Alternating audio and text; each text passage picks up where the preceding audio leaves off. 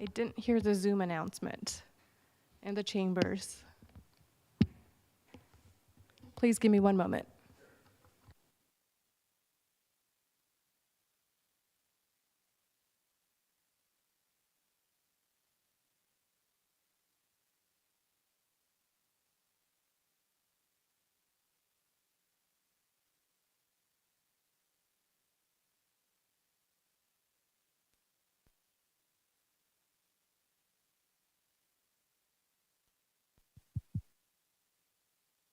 Recording in progress.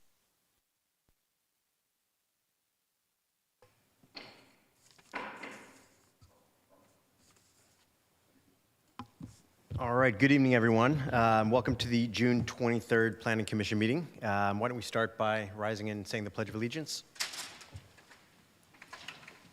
I pledge allegiance to the flag of the United States of America and to the republic for which it stands, one nation, under God, indivisible, with liberty and justice for all.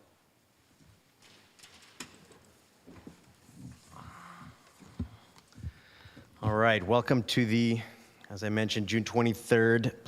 I'm reading this off. Clearly, I'm reading the script and not using my brain. Welcome to the November 10th Planning Commission meeting.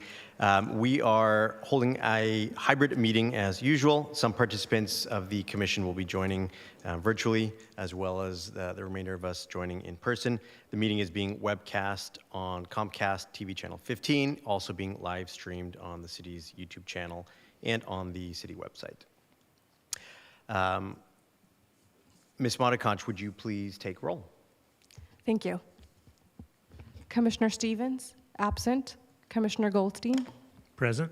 Commissioner Roach. Present. Commissioner Lowe. Present. Commissioner Bonilla. Present. Thank you. Chair Okenda, absent. Chair Ali Sullivan. Present. Thank you. All right. Good to see everyone here. Why don't we go ahead and start the meeting with public comment. The public comment section provides the opportunity to address the Planning Commission on items that are not listed on the agenda. The Planning Commission welcomes comments. We request that speakers present their remarks in a respectful manner and abide by the 3-minute rule that we have. I don't anticipate that anyone in the audience is going to be presenting public comment, but we will, of course, open it up if anyone in the public would like to speak on matters that are not up for discussion tonight. And seeing none, Ms. Mataconch, do we have any members of the public wishing to provide public comment online? Let me check. Give me one moment, please.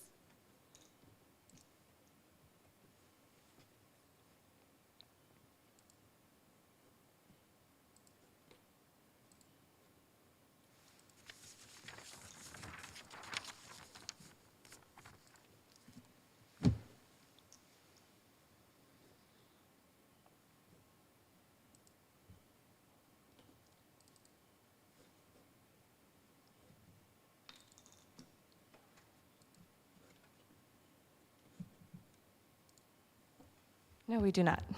Thank you. All right, seeing no one wishing to speak, we will close public comment and we will move on to the first item on the agenda tonight. As a reminder, tonight is a work session meeting. The first agenda item is regarding density bonus update. We'll be reviewing and discussing updates to the city's density bonus ordinance for compliance with state density bonus laws. So if I may ask city staff if they are willing and ready to present, we'd love to hear on item number 1.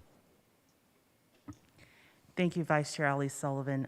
Could the AV technician display my PowerPoint presentation? Thank you. Good evening, Vice Chair and Commissioners. Before I begin this presentation, I would like to introduce myself. My name is Rosalind Thompson, Senior Planner in the Planning Division. Additional staff present to assist with this item are Christina Morales, Housing Division Manager, and Jerry Hibbelman of Rincon Consultants. The item currently before you is a work session item on the Density Bonus Ordinance update. The purpose of this work session is for the Planning Commission to provide feedback and guidance on staff's recommended updates to the Density Bonus Ordinance, including the specific density bonus incentives and concessions. Density bonus ordinances adopted by local jurisdictions must be compliant with Government Code 65915, also known as the State Density Bonus Law. The city's existing density bonus ordinance was adopted in 2005. Since that time, there have been changes to the state density bonus law, rendering our ordinance not in conformance with current state law. The city was granted funding under SB 2 for this project to update the density bonus ordinance. To begin the update process, the city held a joint work session with the City Council and Planning Commission to establish priorities for further analysis. On June 26, 2022, the Homelessness Housing Task Force held a work session to review staff recommendations and provided feedback on the proposed ordinance updates. On October 18, 2022, the City Council held a work session to provide feedback and guidance on the recommended updates to the density bonus ordinance. So what is the purpose of a density bonus ordinance? The purpose of a density bonus ordinance is to help make the development of affordable housing and housing for specific target populations economically feasible by, first, reducing development costs by providing concessions, second, increasing revenue by allowing development at a higher density, more units, and third, streamlining the review and approval process for density bonus applications. Feedback from City Council, Planning Commission, and the Homelessness Housing Task Force includes support for creating a flexible ordinance to accommodate future changes by citing state law instead of codifying full state legislation, aligning density bonus approval process with standard entitlement process to streamlining housing permitting, offering incentives above what state law offers, tailoring the ordinance to meet Hayward's housing need, and providing additional incentives concessions. The basis of staff's recommendation for the density bonus ordinance include feedback from the joint City Council, Planning Commission, and City Council only work sessions, feedback from the Homelessness Housing Task Force, feedback from targeted stakeholder interviews, comprehensive review of ordinances from other local jurisdictions, history of previous density bonus requests approved by the city, results of the displacement study completed in 2021, and best practices in density bonus ordinances. Staff is proposing three main changes to the density bonus ordinance. The first is exceeding the state's density bonus maximum by 5% for all density bonus projects that meet state's on-site affordable unit requirement. Second, exceeding the state's density bonus maximum by 10% for projects that meet the state's on-site affordable unit requirement and target special populations. And third, increasing the number of incentives concessions for projects that exceed the minimum on-site affordable housing requirements under the city's affordable housing ordinance in order to encourage development of more affordable units. As to the target populations, they include the following: mixed income rental projects that provide more than 20% of the rental units for large families, three or more bedrooms, mixed income projects incorporating universal design principles, mixed income senior housing, mixed income college student housing, and mixed income housing with units set aside for foster youth, disabled vets, or individuals experiencing homelessness. The table on this slide compares the density bonuses conferred under the state density bonus law and the proposed density bonus ordinance. The first column lists the special targeted groups. The second column is the corresponding percentage of affordable units of each special target population to be eligible for the state density bonus. The third column is the maximum density bonus granted under the state density bonus law. The fourth column is the maximum density bonus granted under the fourth column is the maximum density under City of Hayward proposed density bonus ordinance, and the fifth column is the maximum density with special targeted populations under the proposed density bonus ordinance. In sum, the updated density bonus ordinance proposes an additional 5% above the state and an additional 10% above the state for targeted special groups.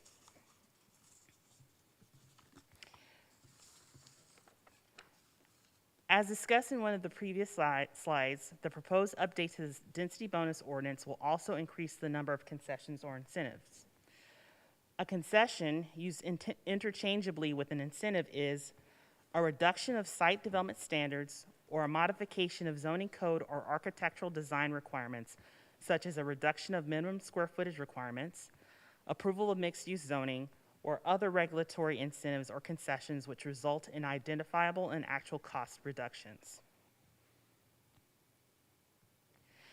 This table illustrates the number of concessions incentives granted under the state density bonus law and the concessions incentives granted under the proposed ordinance.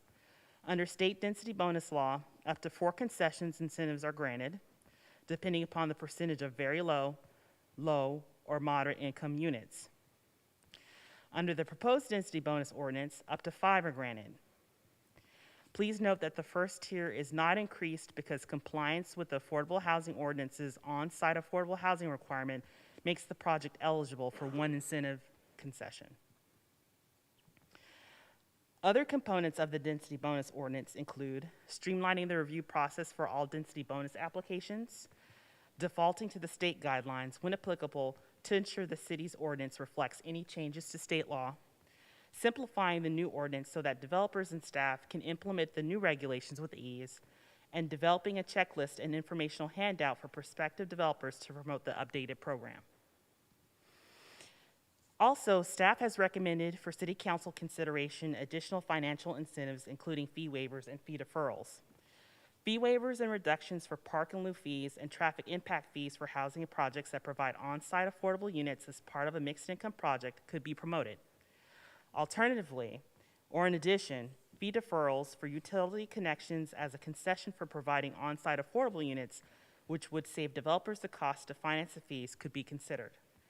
While fee waivers and deferrals could assist with the development of on-site affordable units, staff recommends that these options be offered on a case-by-case, as-needed basis following additional collaboration and coordination with the Housing Division and Department of Public Works. Next steps. Following this work session, staff will finalize the draft ordinance and complete the California Environmental Quality Act, or CEQA, analysis for final consideration by City Council. Staff expects to present to City Council on December 6, 2022 for consideration and possible adoption. Following adoption, staff will create informational documents to aid developers and staff in processing these applications and to promote the city's density bonus ordinance, which will exceed state's required density bonus. That concludes staff's presentation on this item. Staff is available for any questions that the commission may have.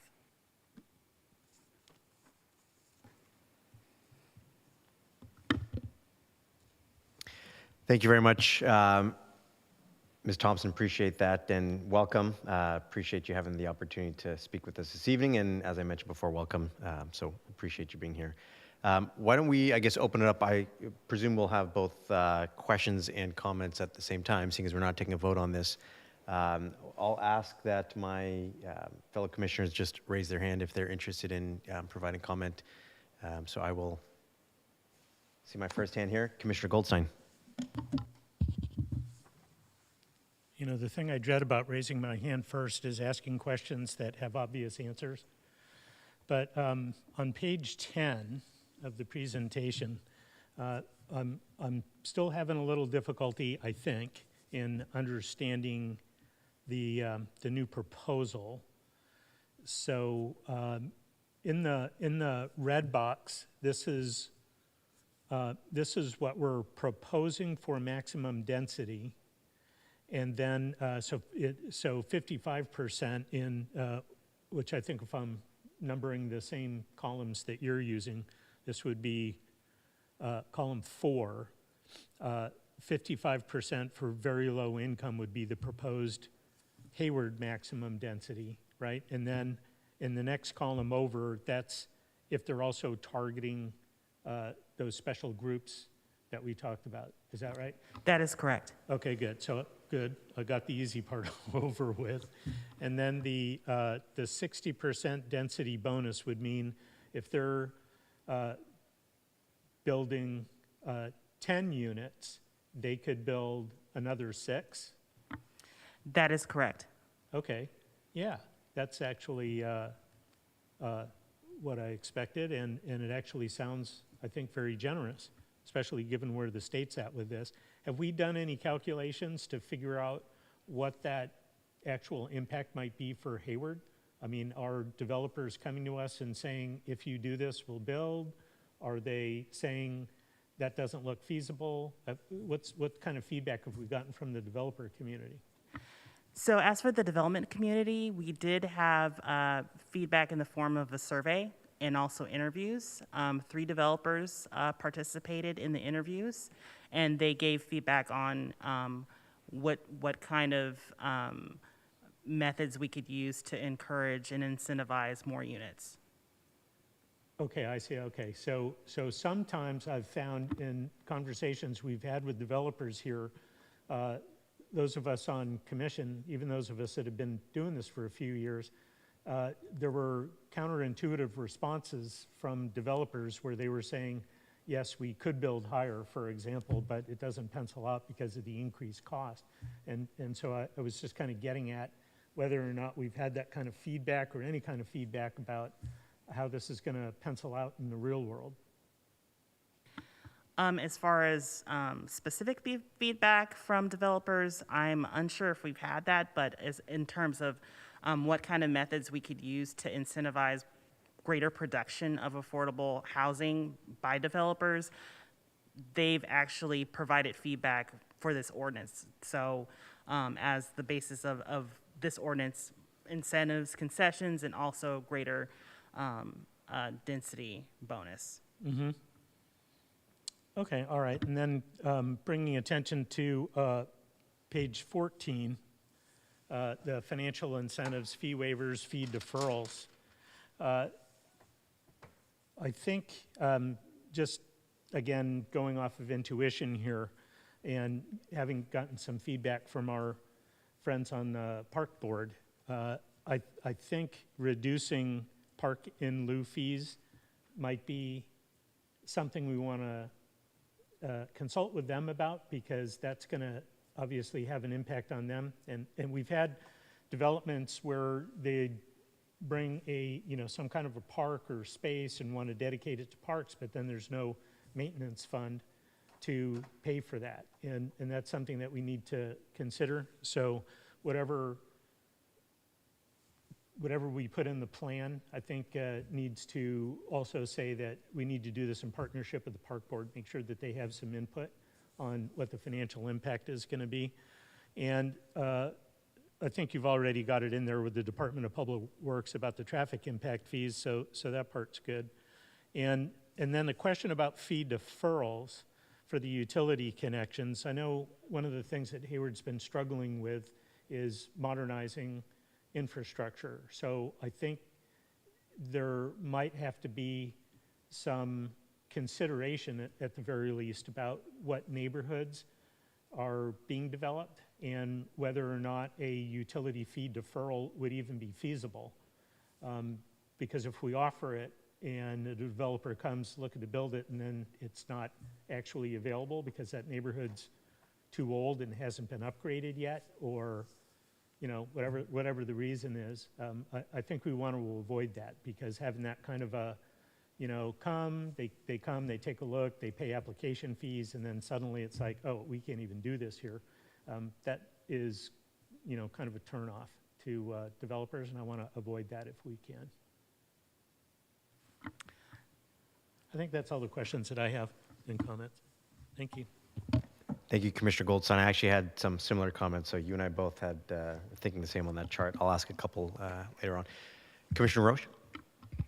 Thank you, Chair. Yeah, thanks, Dan, for that, because I think you addressed a lot of concerns. Well, not concerns, but just questions I had.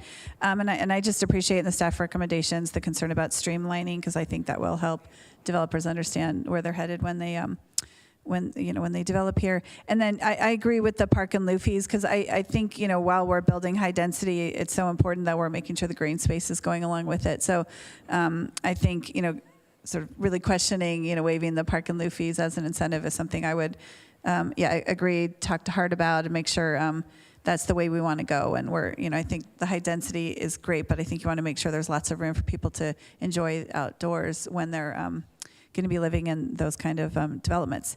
And then the other thing about the traffic impact fees, so much of what I've heard from the community when they're looking at all of the building along Mission Boulevard is they're very concerned about traffic and what's going to happen with all these cars and how we're going to keep people moving down Mission Boulevard. So again, I would question that. I think we're going to need all of the resources we can get to manage traffic as we bring on more of this housing along the way. So just wanted to reiterate what Commissioner Goldstein was talking about. Thank you so much for the report.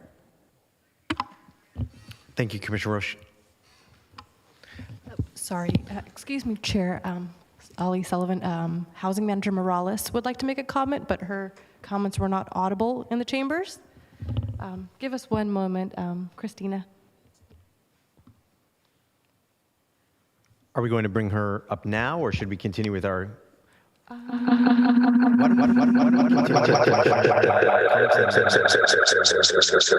Thank you. Commissioner Lowe? Thank you, Chair.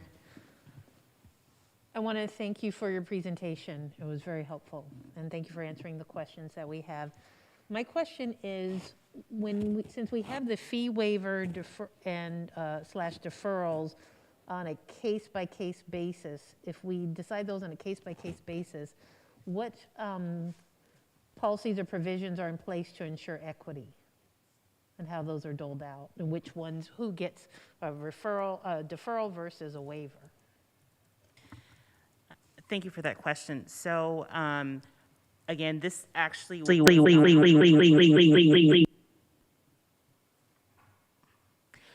this is not incorporated as part of the ordinance itself. This is a policy consideration.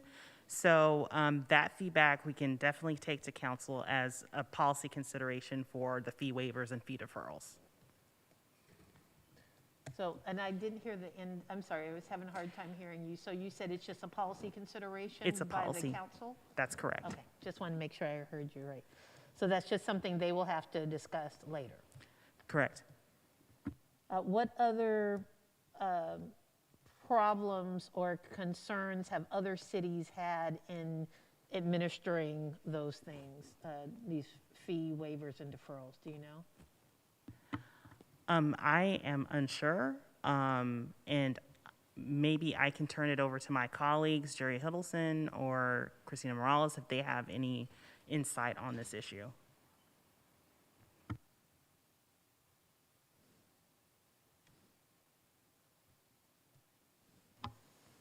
Ms. Monaconch, do we have Ms. Morales available?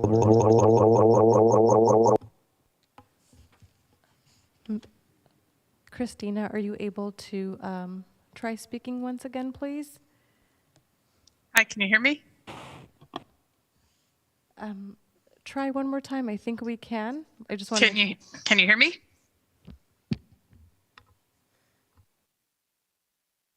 Hi, this is Christina Morales, Housing Division Manager. I can hear you loud and clear. Hey, Jerry. Yes, please go ahead. Thank you.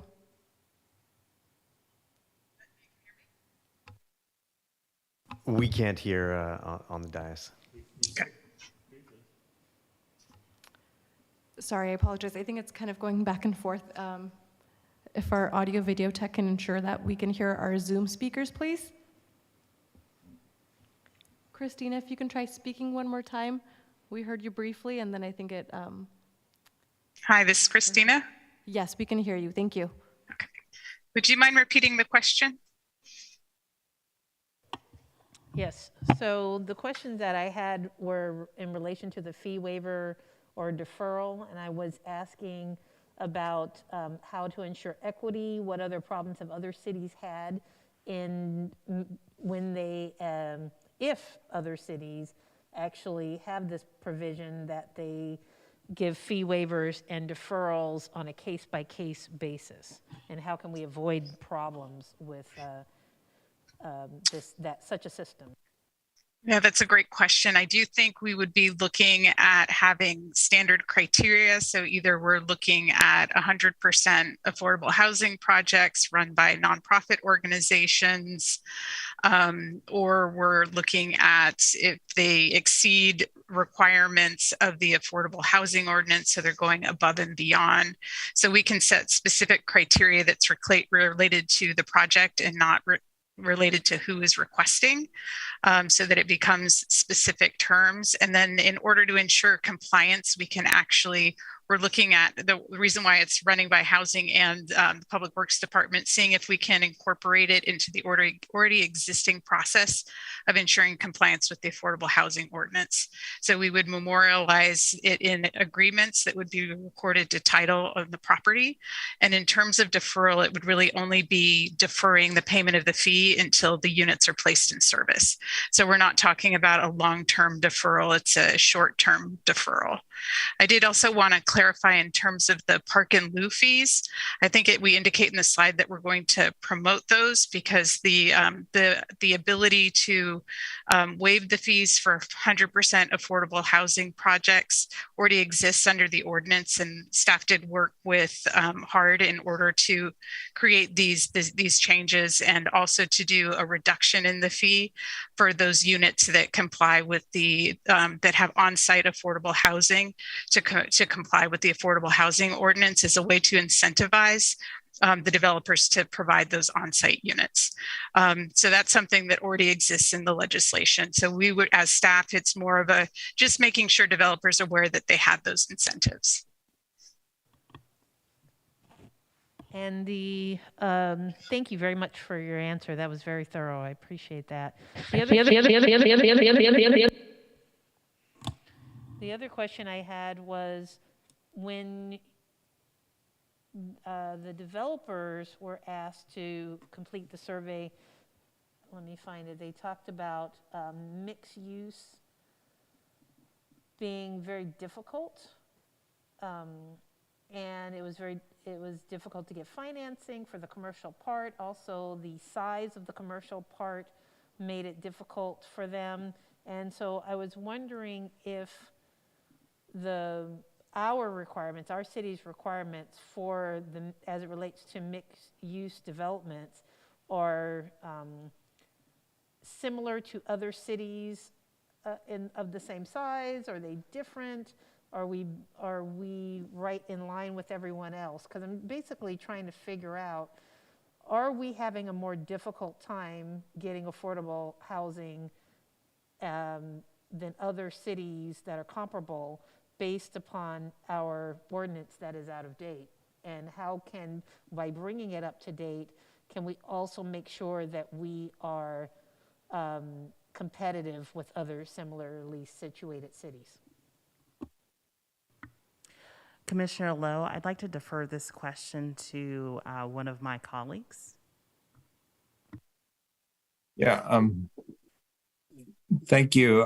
This is Jerry Hiddleman with Rincon Consultants. Can you hear me? Yes, we can. Oh, great. Okay. Yeah, the standard state law that states that you can get a normal density bonus is great, and that's worked for some cities, but especially city of San Diego that has gone the extra step. As you see in your ordinance, that's been extremely helpful in incentivizing more affordable development, whether it's mixed use or regular type residential development. Both of those have been very successful with that little bit of extra incentive of getting more units, as Commissioner Goldstein had discussed in his testimony.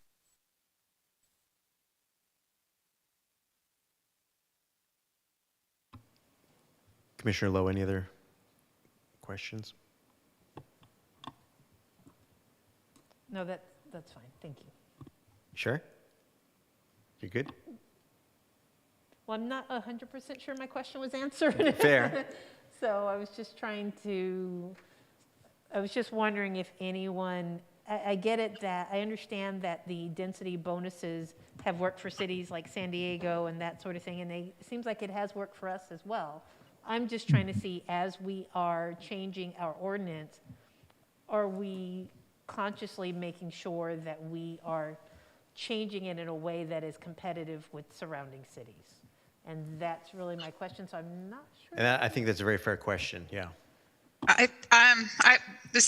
would say that we are, based on going above and beyond state law, we are exceeding the requirements of the state. And so we are more than competitive with the surrounding jurisdictions. So we're hoping to offer and do more.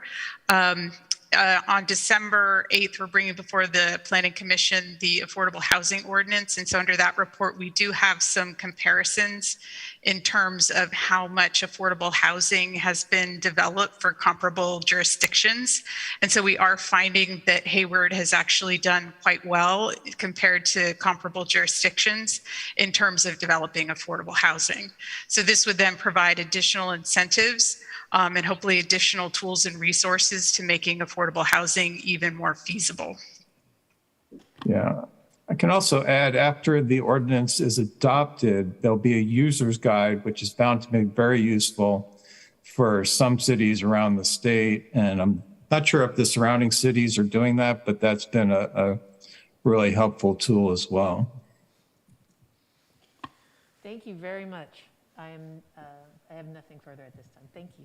And to Commissioner Lowe's point, I do think as potentially as feedback as this goes to council, it might be helpful. I would find it helpful to see a bit of a comparison based on adjacent cities, just to sort of benchmark how we are or what we're proposing versus some of our neighbors.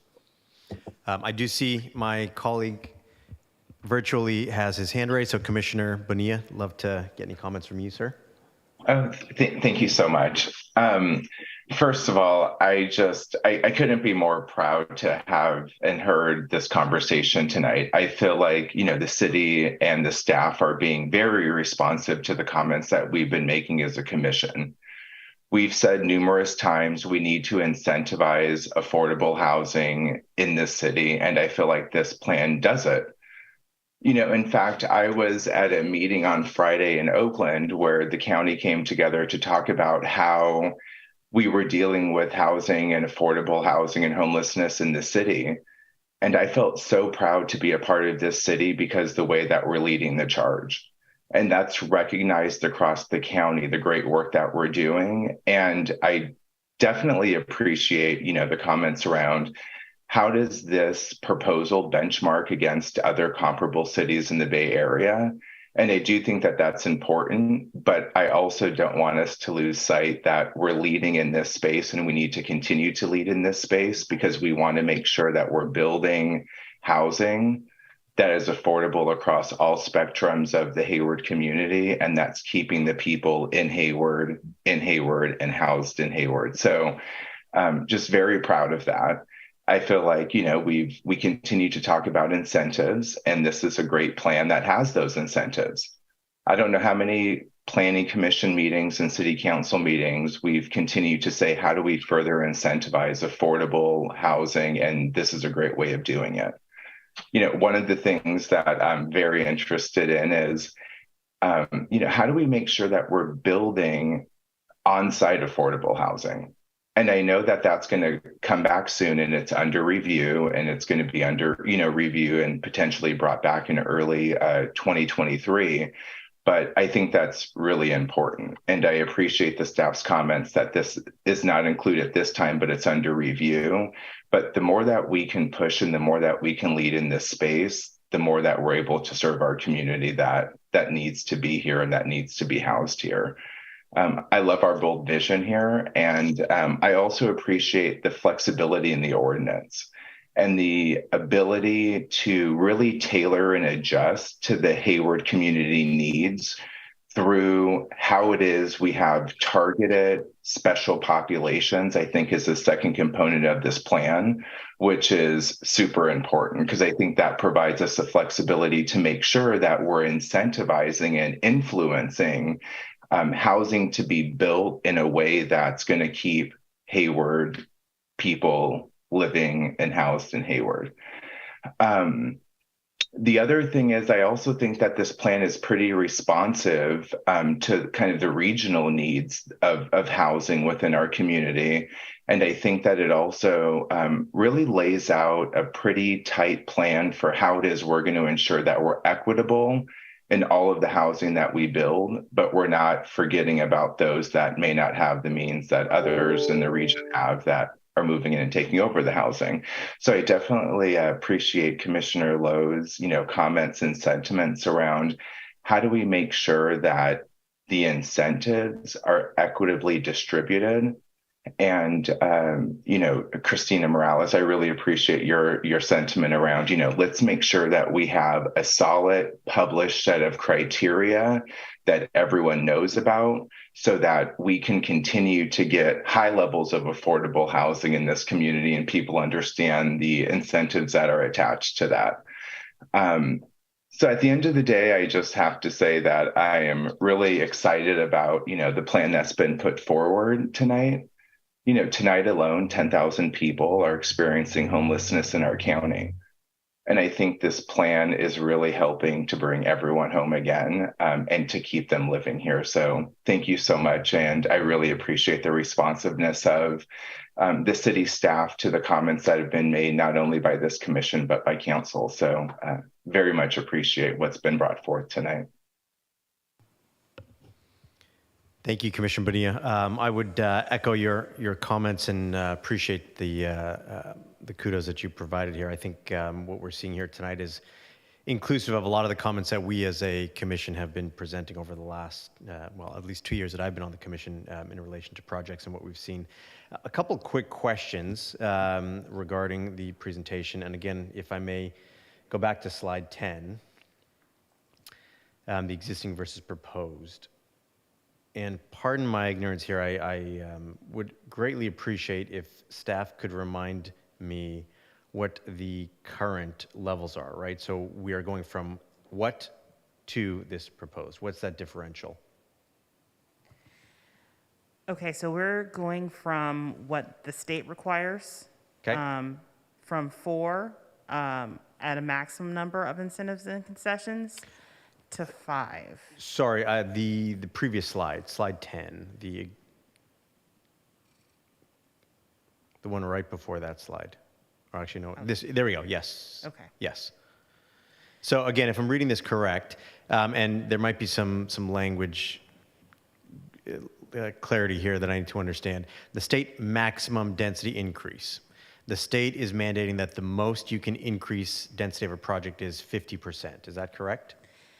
That's correct, for the very low, and moderate income. Okay. Yes. And so we have authority to exceed that state maximum? Yes, we do.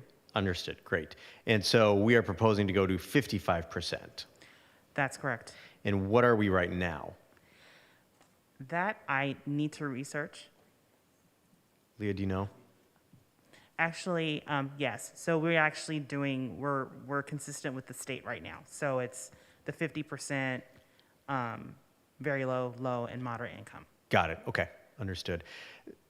The other question I had, is there any, I guess, variance allowed as projects come to the city to take into account the locality or any of the specifics around the site, right? So are there some sites where perhaps it makes a ton of sense to have the highest possible density and you want to be increasing that? There might be some sites where it doesn't necessarily make as much sense, right? Or there are certain sites where a particular concession might make more sense versus another concession, right? So what flexibility do we have as a city, or is a developer entitled to bring a project and say, I want the entirety of what's available to me, and we have to give it to them? So if they're eligible so if a developer proposes a project that's eligible for a density bonus, they are eligible for the maximum density if they so choose to do so. If they don't want to do that, they're not required to do maximum density, but if they're eligible for the density bonus, they're eligible for the maximum. Got it. And then I guess the last thought I'll have here, and it's more of just sort of a comment. I know on projects that we've seen over the last couple of years, we've sort of struggled, and we've had discussions as a commission on really wanting to target, for example, some of the very low income folks, right? We often see projects that are more oriented towards moderate income, right? That are providing housing for moderate income. It's the same incentives for a developer here for either very low, or moderate income, right, for projects. And so, again, I love that this is about incentives, and Commissioner Bonilla mentioned that. I mean, life is all about incentives, right? So how do you incentivize this type of development? We are equitably incentivizing a developer to provide very low income versus moderate income, right? And so there's if I'm understanding this correctly, there's perhaps a financial disincentive for the developer to provide very low income when they can get the same density bonus to provide moderate income. Does that make sense? It makes sense to a certain extent. So, because, well, the developer has to make sure the project pencils. Of course. And so, by providing 15% very low income, and getting that density bonus, that's one way in which they can do so.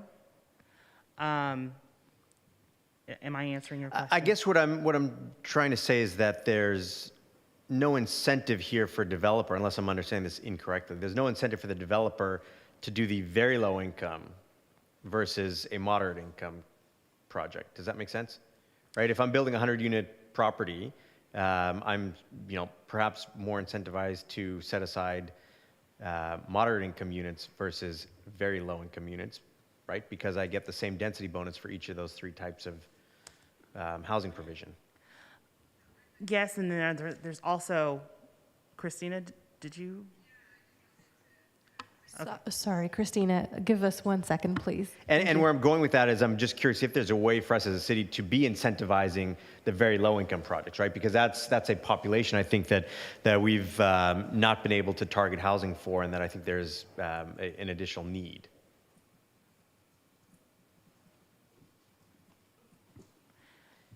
And if we're not able to have Ms. Morales speak, I thoroughly understand. It's been a night of gremlins for us in here with technology. But I think my comments have been absorbed, I hope, by staff there.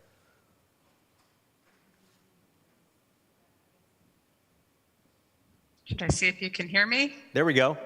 You can hear me? Yes. Okay. Yeah, so I think based on our experience, we actually see the reverse because it's such a high percentage of moderate income units that are required relative to the very low income.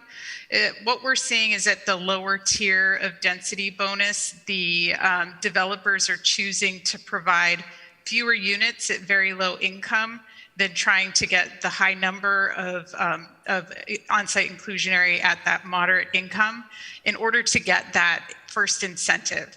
So since we're seeing the developers trying to get that first incentive, we realize we don't need to incentivize them to do that. So we want to incentivize them to get to that second incentive and provide more on-site affordable housing. But to give you an example of the price differential on a moderate income unit, if the units are selling for $1 million on the open market, the restricted resale price is around $500,000. So that's a quite large price differential in terms of having to sell 44% of your units at that moderate income price versus having 15% of very low income units.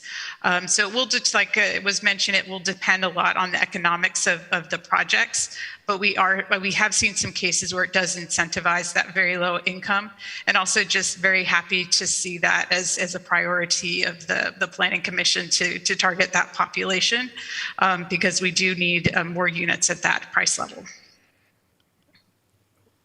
Thank you. I guess I should have studied a little harder in economics, because I do understand where you're speaking to the percent of units that they have to set aside. So that makes sense. Very helpful. Thank you, Ms. Morales.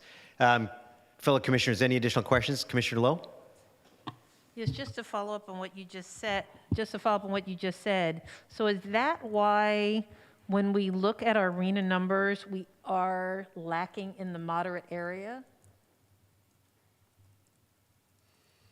So there are two things. The only mechanism we have to provide moderate income unit, well, there's two mechanisms for creating those moderate income units. One is the on-site inclusionary requirement we have under the Affordable Housing Ordinance. And then the other is we're also able to count ADUs that are developed because they're naturally occurring moderate income units.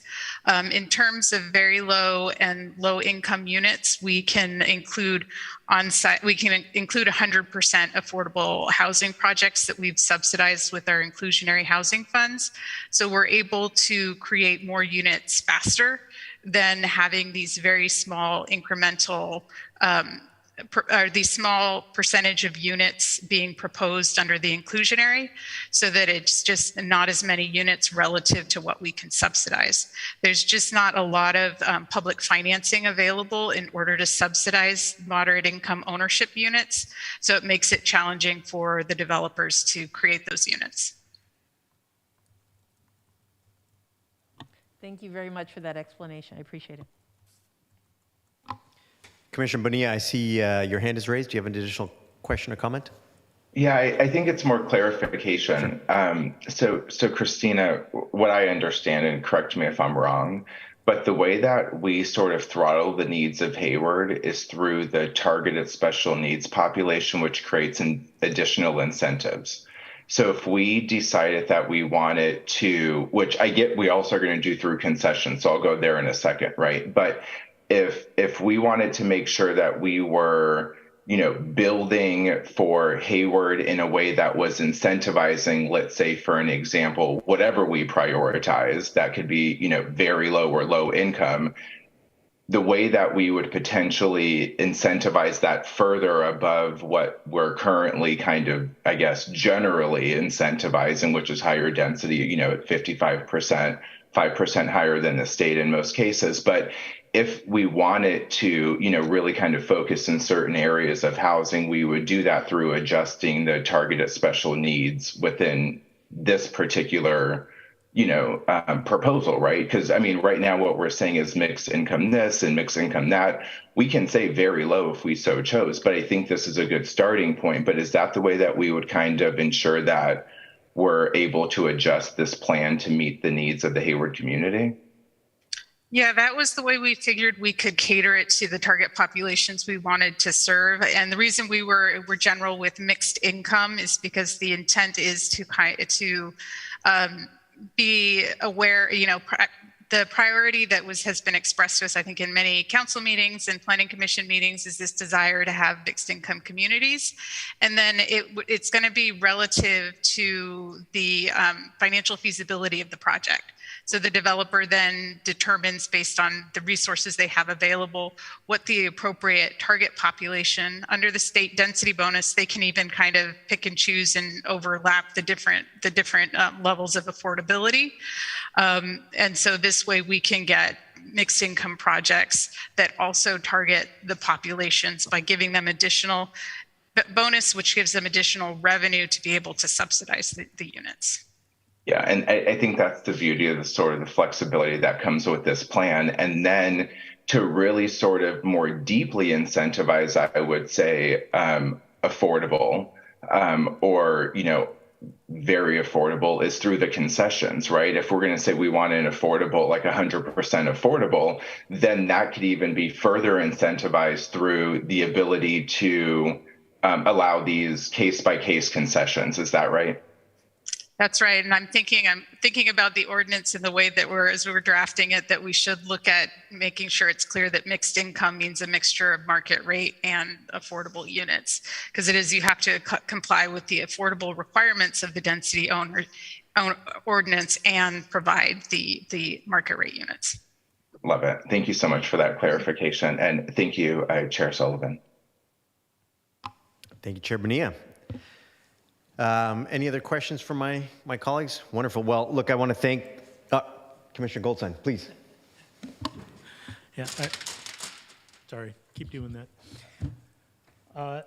I realize that we're not talking about parking in this discussion tonight, but I just wanted to bring it up because we still have yet to put in place some way of measuring our formula for parking with new developments, and that puts us at a disadvantage relative to the state law that suggests that in order to have any kind of parking mandate for new development, we have to have something codified And so I'm wondering, and maybe Leah's the right person to ask, because, you know, I just caught you coming back, but about parking. And I realize we're not doing the parking thing in this part of it, but the state requires, if we're going to have any kind of requirement for parking, it needs to be clearly articulated in our rules. And I think up to now, we don't have something. So do you know when we're going to address that? And, you know, what's the impact with all of this? You know, should we do parking first, do this part first, or what's your thought on that? Well, the objective standards, which will include a parking analysis, is going to come before decision makers early next year. My understanding is probably January or February. It's important to also note that density bonus law is complete. Well, the city does have an off-street parking regulations. So, Right. you know, depending on unit, bedroom count, there are objective parking requirements. They exist in our municipal code. The density bonus law, which is state law, erases those parking regulations if developers provide certain percentages of affordable housing in compliance with that, with state law. So this ordinance that's in front of you or under consideration tonight, there's nothing you can really do with regard to parking because this trumps city's regulations with regard to parking. Okay, I guess I was a little confused about that. So I know that our constituents are going to, you know, have some opinions about that? State law contains maximum numbers of parking spaces per unit. I think it's by bedroom count, correct? So the That's correct. density bonus law, as it exists, contains parking standards that are objective. And then developers can reduce those parking spaces if they meet certain criteria. And that's state law. That's not in this ordinance. We're following state law. So, but in early January, we'll be discussing, either here or at City Council, we'll have those discussions about the objective parking standards? Is that Correct, but that would be for projects that aren't exercising a density bonus request. And It would that's be for all the other projects that come before you. So the density bonus request trumped the whole parking thing? It's its own type of application. It's its own state law, subject to different parking standards that are already set forth in state law. Oh, I see, okay, all right, okay, all right. It's becoming clear now, thank you. Thank you, Chair. Make sure to look both sides this time. Well, look, I appreciate the discussion that we had from commissioners. I think the density bonus ordinance and the affordable housing ordinance, when it comes to us, looking forward to reviewing that, and I'm sure that that will also incorporate a lot of the comments we've had. But these are two of the sort of pieces of work that we do that has tangible effect on what the built environment looks like in the city. So it's exciting to see how we're able to signal, as Commissioner Bonilla mentioned, to other folks, other cities in the surrounding area, and I'm excited that Hayward is leading on that charge. So thank you to city staff for pulling this together. Appreciate the time, having folks online as well to provide additional commentary. And I'm seeing no additional comments. We'll finish off item number one. Sorry, excuse me, Chair. We do have 2 public comments. Oh, pardon me. So if we can Perfect. open the public hearing. Yep, so why don't we go ahead and open up public comment then, please, Ms. Mataconch. Thank you. The first speaker we have is South Hayward now, ahora.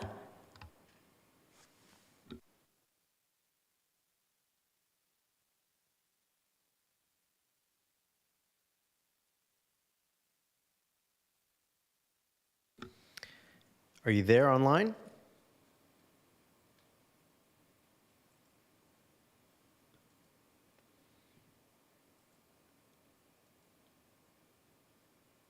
Hello, can you hear me? Yes, we can hear you. Please go ahead. You have 3 minutes, Okay, please. great. Thank you. Yes, hi, my name is Gabriel. I'm with South Hayward now, South Hayward ahora. We're a South Hayward community action group that was recently formed, especially with the recent push at the California's Office of Attorney General's Environmental Justice Program, which has, it's been recognized that cities for decades have been not have not placed much attention and resources, as Commissioner Goldstein mentioned earlier, the lack of resources and spending for infrastructure, sewer in certain areas of the city. So that's the auspice of the organization of this group, is to fight for environmental justice and advocate with the city. Concerns such as traffic. The city of Hayward is known to exempt or to issue mitigating nade decks for projects which have extreme adverse effects on traffic. And we see that on a daily basis. So that's something that we are going to be keeping a very close eye on. Class 32 urban infill exemptions can only be approved if there's no result in any significant effects related to traffic, noise, air quality, or water quality.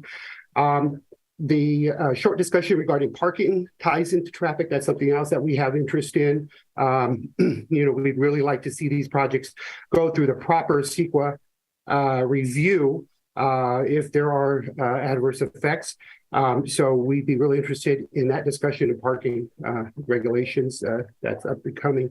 And we'd really encourage the commission to really take a position to focus in on the very low and low income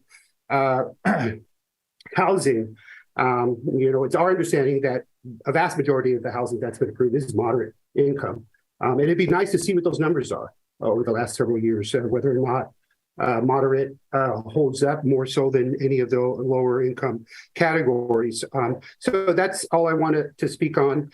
We will be putting in a request to be noticed for every project, density project, bonus project, to be properly noticed along with any other project.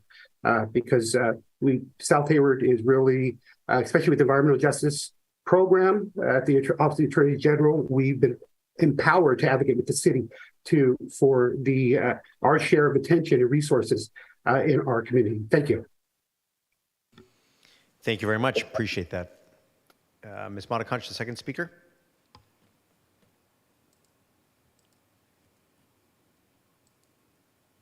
We have Ms. Ro Aguilar. Good evening. Can you hear me? We can, please. Okay. Congratulations, Commissioner Dan Goldstein, Julie Roche, on your promotion to the City Council.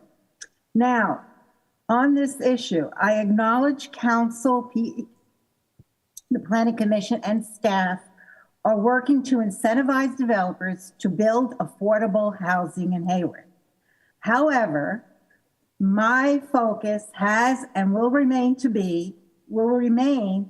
on inclusionary affordable housing.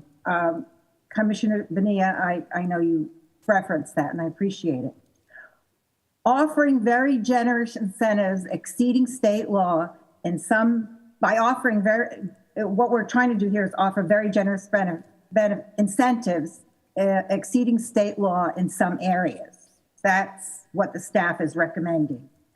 Number one fact, the decision, the control and responsibility is still the decision of the developer. In this revision, the control and responsibility, whether or not the city of Hayward will have inclusionary affordable housing, is still the decision of the developer. It is not going to be with the city. It is not going to be with the city council. There is also the question whether exceeding the state requirements is necessary. The city hasn't tried requiring developers to build inclusionary affordable housing under this new system of state increased incentives.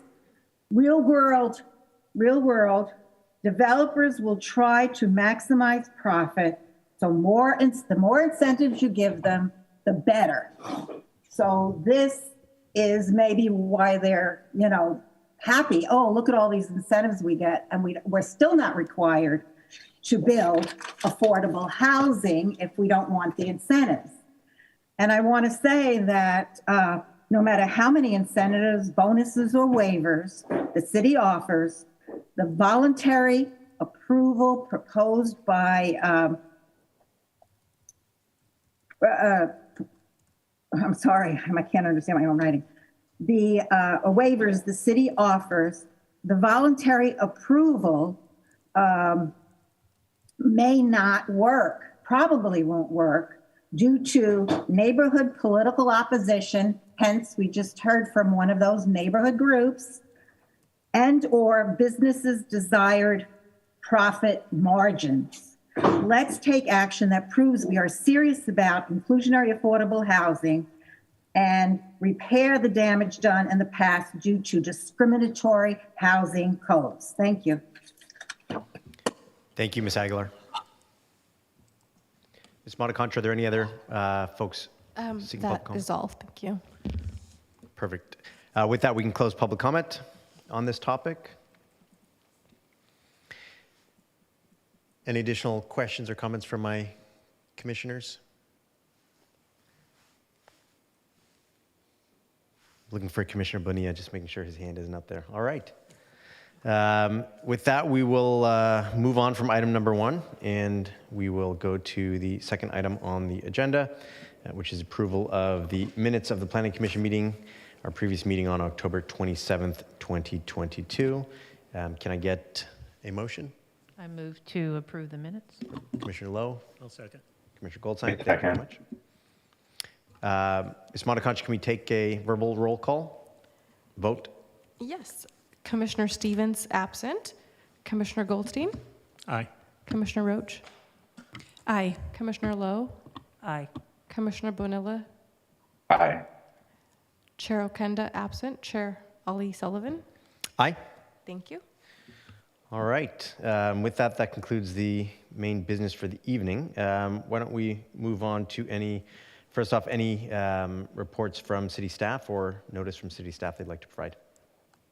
Thank you. It's really good to be here with you guys. I haven't seen you in a long time. So I want to congratulate our staff, the whole planning staff. I want to congratulate Commissioners Roche and Goldstein and their good showing. And while, I know the final votes aren't counted, but in the event that you move on to this dais on another night, we will be holding probably, most likely, a special sort of a special recruitment to fill some of these vacant planning commission seats. So I did want to let the commissioners know that that will likely be happening. Maybe we'll open it up in December, and hopefully by January we'll have a full commission because we will be bringing lots of policy items before this body. Next up on December 8th is the Affordable Housing Ordinance, and we heard Ro Aguilar bring up some of the issues in that and touched on it a little bit tonight. So Christina Morales will be here again, giving you an update on that. It's really more just an update at this point with some information that they've gathered and some, the consultant will be describing where they're moving in this direction, but it'll be likely adopted next year. And that will be the only meeting. The second meeting in November will be canceled because of Thanksgiving, and then that will likely be the only meeting in December because of the holidays. So that's all from staff, and just other than that, really lovely to be with you tonight. Great, thank you, Leah, appreciate it. Commissioner announcements. Commissioner Bonilla, just want to make sure I don't miss you. Looks like your hand is up, so I'll start with you, sir. Sure. Thank you so much. I just want to echo the sentiments that have already been shared. Congratulations to Commissioner Roche for her election to City Council, and Commissioner Goldstein, congratulations to you. Both very well deserved, and can't wait to see your continued impact in the city of Hayward. Thank you very much, Commissioner Bonilla. My colleagues on the dais with me. Any commissioner announcements? Dan? Please, Commissioner Goldstein. Yeah. I missed an opportunity to thank staff for the great work you did on this presentation tonight. So welcome aboard and good job. Thank you. Commissioner Roche, please. Just want to thank everyone for the congratulations, but hoping I have one more meeting so we'll get to do a final goodbye, and thank you then. Thanks, Leah. Wonderful. Two quick things. One, I wanted to thank our public attendee tonight for joining us here in person. The second thing, I wanted to also echo what my fellow commissioners have stated. First off, I wanted to congratulate and thank all candidates who ran for their commitment and desire to serve Hayward. I think it's very admirable. Obviously, we're still going to be certifying the election, but I do think it appears that some of our fellow commissioners will be leaving us for I would say greener pastures. I don't know if they're greener, maybe harder pastures. And obviously we'll have time to celebrate them, but I did want to congratulate Commissioner Goldstein and Commissioner Roche for all their hard work. Again, their dedication to the city of Hayward and desire to serve on city council, and look forward to being able to watch you. And I would just say, remember us little folks here on the Planning Commission when you move on up. So congrats to you both. And barring anything else, we will then call for adjournment to the meeting at 8:09 p.m. Short one. Thanks all.